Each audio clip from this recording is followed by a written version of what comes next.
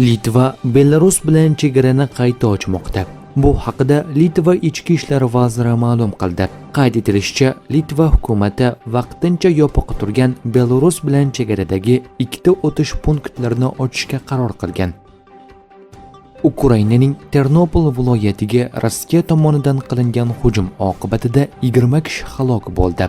Kamida 64 odam jarohat oldi. Bu haqida Ukraina ichki ishlar vaziri ma'lum qildi.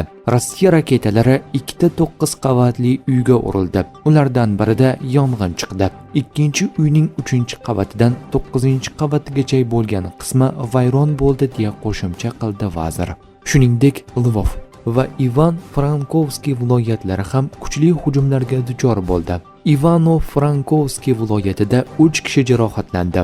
Ular orasida 2 bola ham bor. Lvov viloyatida umumiy maydoni 10,000 kvadrat metrdan oshadigan omborxonalar yonib ketgan. Ukraina prezidenti Vladimir Zelenskiyga ko'ra, Rossiya bir kechada Ukraina hududiga 470 ta zarba beruvchi dron va 48 ta turli xil raketalar bilan hujum uyushtirgan. Maduro AQShga o'z iste'fosini taklif qildi. The New York Times. Venezuela prezidenti Nicolas Maduro Qo'shma Shtatlarga 2-3 yillik o'tish davri ichida iste'foga chiqishni taklif qildi. U bu g'oyani rasmiy bo'lmagan muzokaralar davomida ilgari surgan deb yozdi nashr manbalarga tayanib. New York Times'ning xabar berishicha, Oq uy Maduroning taklifini rad etgan va hoziroq lavozimidan ketishni talab qilmoqda. Zelenskiy Turkiya poytaxtiga tashrif buyurdi. Strana nashri. Ukraina yetakchisi Turkiya prezidenti Rajab Toyib Erdo'g'an bilan muzokaralar o'tkazishi rejalashtirilgan. Zelenskiy shuningdek AQSh prezidentining maxsus vakili Steve Witkoff bilan ham uchrashishi mumkin.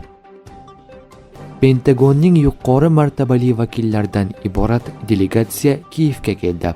Politico nashri. Ispaniya Ukraina uchun qurol-yarog' xarid qilishga 1 milliard yevro ajratishni rejalashtirmoqda. Ukraina prezidenti Vladimir Zelenskiyning Madridga tashrifi chog'ida Ispaniya rahbari bilan o'tkazilgan muzokaralarda asosiy mavzu Kiyevga qurol yetkazib berish bo'ldi. Qirol va bosh vazir Ispaniyaning Ukrainaga diplomatik, moliyaviy va harbiy sohalarda yordam ko'rsatishga tayyorligini tasdiqladi deya xabar bermoqda nashr. Rossiya Ukrainaning Xarkov viloyatiga dronlar bilan hujum qildi. 30 dan ortiq odam jabrlandi. Meduza nashri.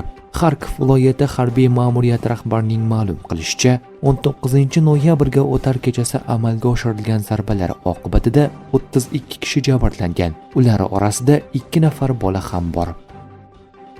AQSh Rossiya bilan Ukraina urushiga baham berish bo'yicha yangi reja yuzasidan yashirin ravishda maslahatlashuvlar o'tkazmoqda. Axios nashri. Nashr ma'lumotlariga ko'ra, bu reja 28 banddan iborat bo'lib, Donald Trampning G'azo sektori bo'yicha kelishuvga erishishdagi muvaffaqiyatli sa'y-harakatlardan ilhomlangan. Axios manbasining ta'kidlashicha, rejadagi bandlar 4 toifaga bo'lingan. Ukrainada tinchlikka erishish, xavfsizlik kafolatlari, Yevropadagi xavfsizlik, Qo'shma Shtatlarning Rossiya va Ukraina bilan kelajakdagi munosabatlari.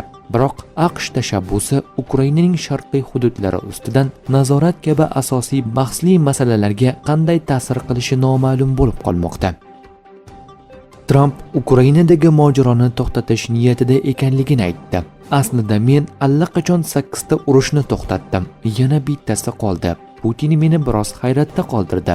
Bu men kutganimdan ko'proq vaqt olmoqda. AQSh prezidenti Oq uyda Saudiya Arabistoni valiahd shahzodasi Muhammad bin Salmon Al Saud bilan uchrashuv chog'ida aytib o'tdi. NATO mamlakatlari Yevropa bo'ylab Rossiya chegarasiga qo'shinlarni tashish vaqtini 15 baravarga qisqartirishni rejalashtirmoqda. Financial Times.